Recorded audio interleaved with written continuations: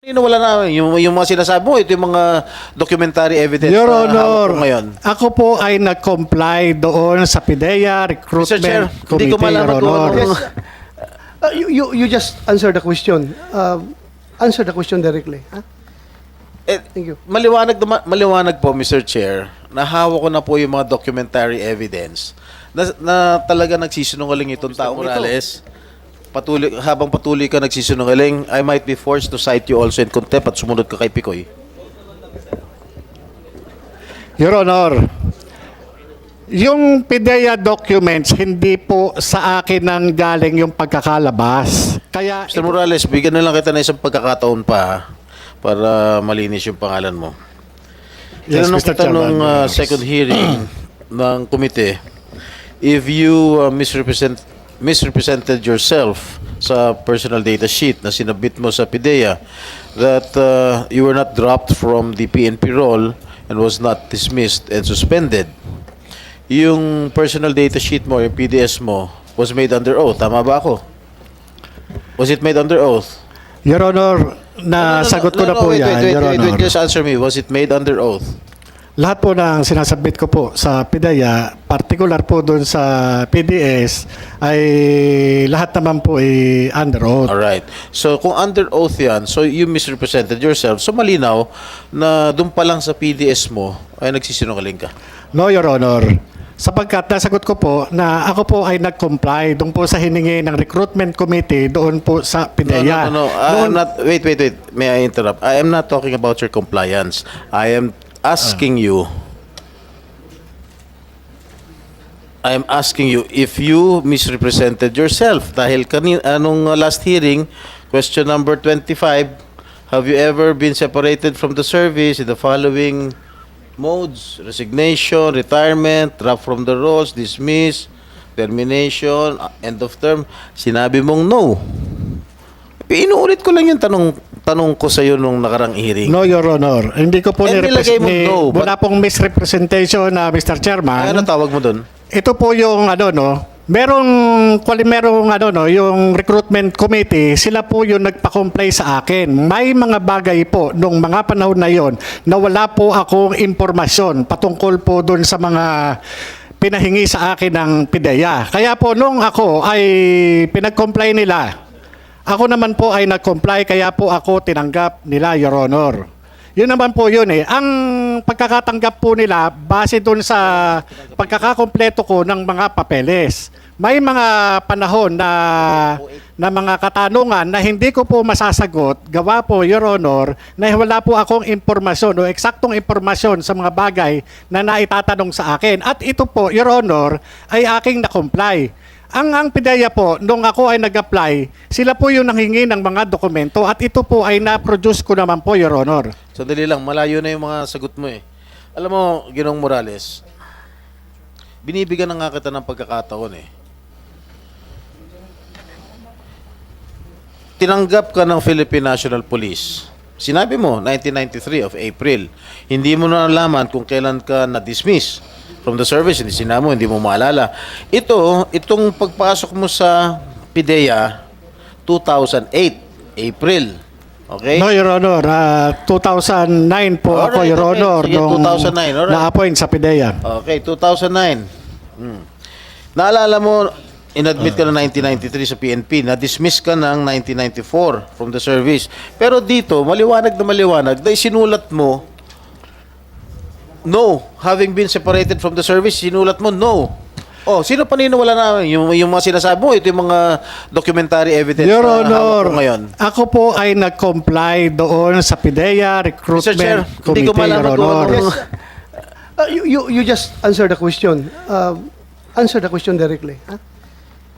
Thank you. Maliwanag po, Mr. Chair, na hawak ko na po yung mga documentary evidence na talaga nagsisinungaling itong taong ito. Dahil dito pa lang, pati sa question number 33, have you ever been formally charged? Sinabi niyang no. Have you ever been guilty of administrative offense? Sabi niya no. Have you ever been formally charged? Sinabi niya no. Ang dami niyang kaso na binanggit ko na yung mga during the previous hearings. Mr. Chairman, Huwag Yes, ka muna- tanongin mo na kita, follow-up question. Bakit nakalagay doon no? Bakit Mr. no ang Chairman. nilagay mo? Maaari niyo po ba akong bigyan ng original copy ng sinasabi ni Honorable Senator Jinggoy Estrada patungkol dyan sa aking PDS? Sapagkat yung ipinakikita niya ngayon na PDS ay pawang Xerox copy. Your Honor, Okay, may we request napakatagal the- na po niyan. At ito pong... Sige, kunin natin yung origin yan. Original Pidea, copy. submit you the original copy.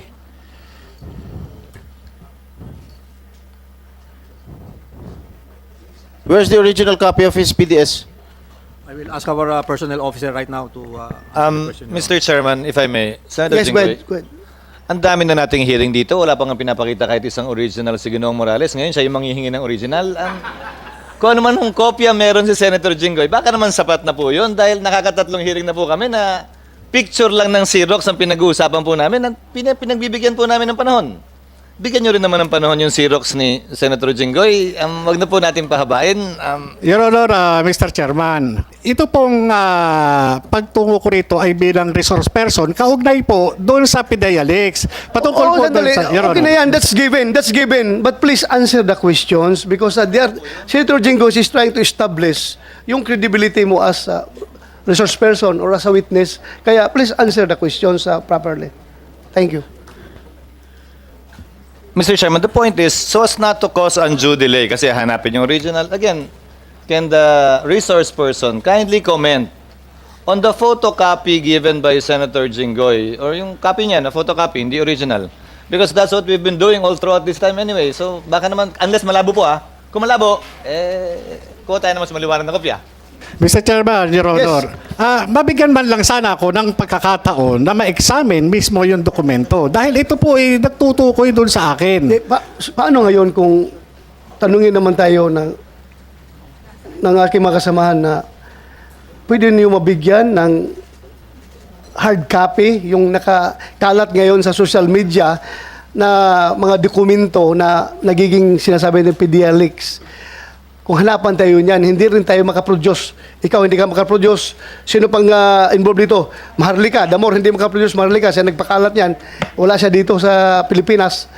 Paano ngayon kung hanapan tayo ng record? And I have already, as I have said, I have already ruled and have given my opinion on that particular document na talagang totoo yan dahil hindi yan lalabas kung walang original na kinuna ng Xerox copy.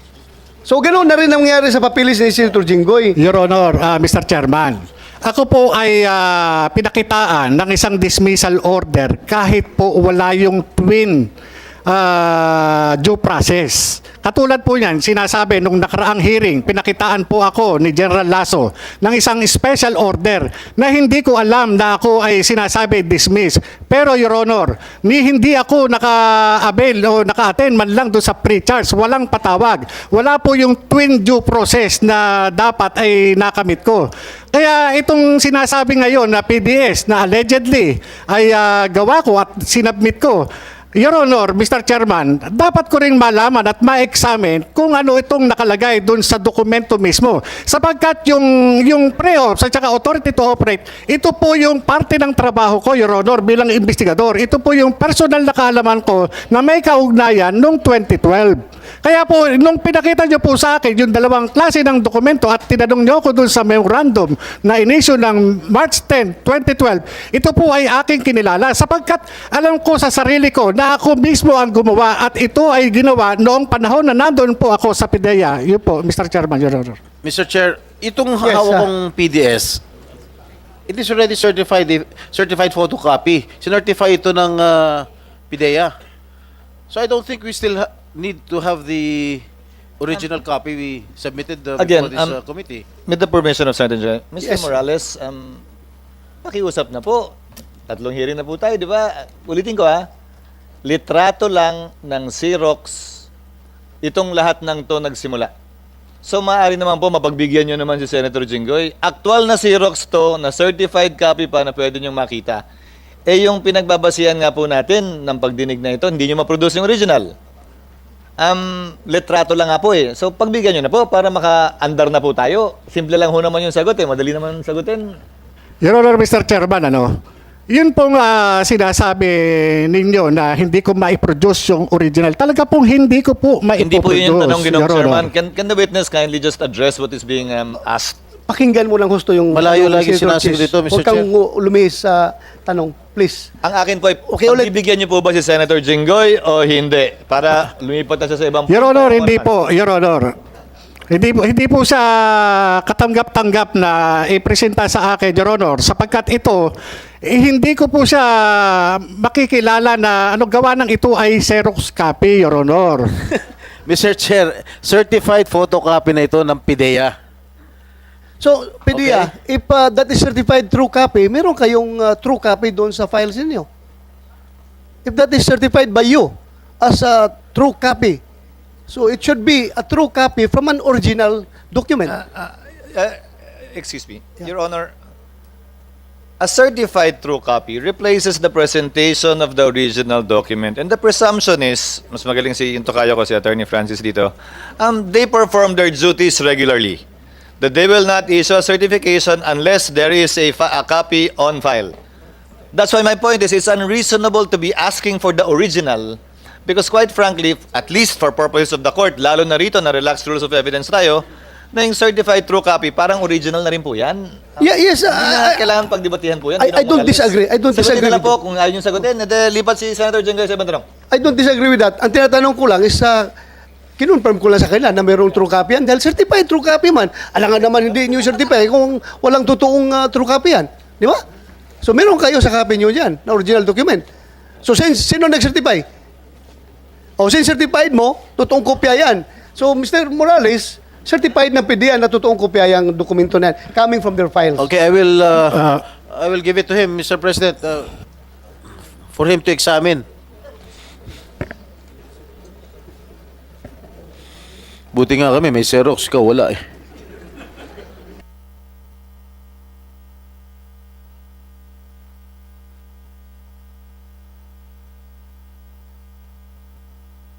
Question 35 and question number 35 and number 37.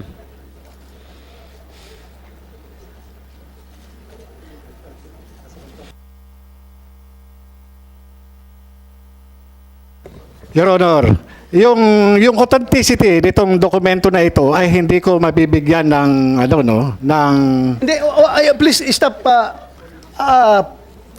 pointing about authenticity dahil certified true copy na ngayon galing dito sa PDEA. Ang atin lang, isasagutin mo lang yung tanong. Alam mo, Mr. Morales, habang patuloy ka nagsisinungaling, I might be forced to cite you also in contempt at sumunod ka kay Picoy. Your Honor, yung PIDEA documents, hindi po sa akin nang galing yung pagkakalabas. Kaya ito po yung kinokorelate. Hindi nga sa'yo nang galing. Ang problema, kinonfirm mo na ikaw talagang pumirma, ikaw gumawa, ikaw pumirma. So, the same story. The same story yun. No, Your Honor. Lumalayo ka. Yan muna pag-usapan natin yung PDS. Your Honor, di ako lumalayo, Your Honor. Nakita nyo naman yung ginagawa sa akin ng PIDEA. Ginagawan ako ng istorya. Magtitiwala pa ba ako dito sa liderato ng PIDEA kung sila mismo inilalaglag nila ako? Yung dokumento na ginawa ng 2012, hindi nga nila tinatanggap, Your Honor. Ito pa na hindi nila kayang gawin. Nagawa na nga po ako ng dismissal order para palabasin na ako'y dismiss. Pero wala man lang akong due process na ang lapit-lapit lang nung na bahay ko, Metro Manila lamang po. Imposible na hindi ako makatanggap ng twin notice rule na isinasaad doon sa due process ko. Tingnan nyo ito, napakadaling gumawa po nito, Your Honor, para lang masira yung credibility ko. Dali. Pwede bigyan mo sa akin yung papel? Tingnan ko.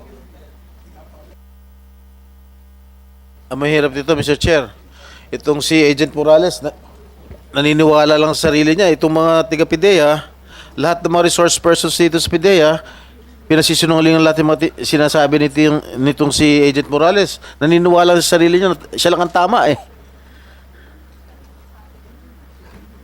Madali mo lang ito, Jonathan Morales. Napakadali ito eh. Itong maliwanag ito na papel mo ito, PDS mo ito, Diyan pa lang, Mr. Chair, huli na nagsisinungaling. papilis mo ito. Meron ka perma dito. It is a certified photocopy coming from PIDEA, if I understand, if my understanding is correct. Galing ba sa inyo yan, PIDEA?